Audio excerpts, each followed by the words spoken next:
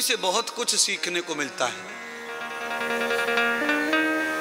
संग रहने से आदमी का अपने आप अभ्यास होता रहता है। श्रवणो विद्या गृह्यताम, दृश्यम विद्या गृह्यताम, वाचो व्यवहारम विद्या गृह्यताम। सुनने से विद्या आती है, ज्ञान आता है।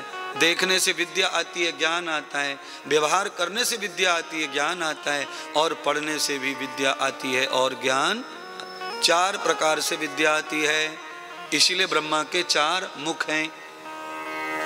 4 मुख है ब्रह्मा जी के, थे नहीं, काल्पनिक है ये। केवल तुम्हें समझाने के लिए ब्रह्मा जी के 4 मुखों की ये दर्शन फोटो में कराए गए हैं। यदो विब्रह्मायाम चतुर्मुखो वेदाः वेदस्सता वर्णो हो। ब्रह्मा जी का एक मुख ब्राह्मण का है, एक मुख क्षत्रिय का है, एक मुख वैश्य का है और एक मुख शूद्र का है। ब्रह्मा जी ये प्रमाणित करते हैं कि मैं ही सब कुछ हूं, मेरे अलावा कुछ और वर्ण होता ये तो मेरी ही कृत्य हैं।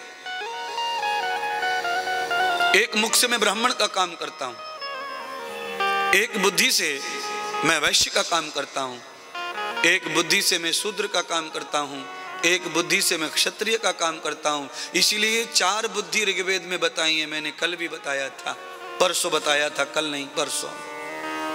4 बुद्धि, एक मुख 4 बुद्धियां।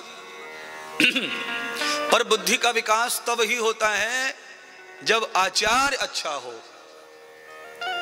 सत्संग देने वाला अच्छा हो, पढ़ाने वाला अच्छा हो, गुरु अच्छा हो, माँ अच्छी हो, पिता अच्छा हो, मोहल्ले के लोग अच्छे हों, चाचा चाची काका काकी बुआ भतीजे अच्छे हों, तो बुद्धि का विकास होता है।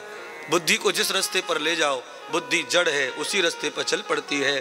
क्योंकि बुद्धि को कभी भी पैर पैदा होते, वो हमेशा दूसरे के पैर पे चलती है। जैसे लोग मिल जाए बुद्धि वैसी होने लग जाती है, उसका अपना कोई अधिकार ही नहीं।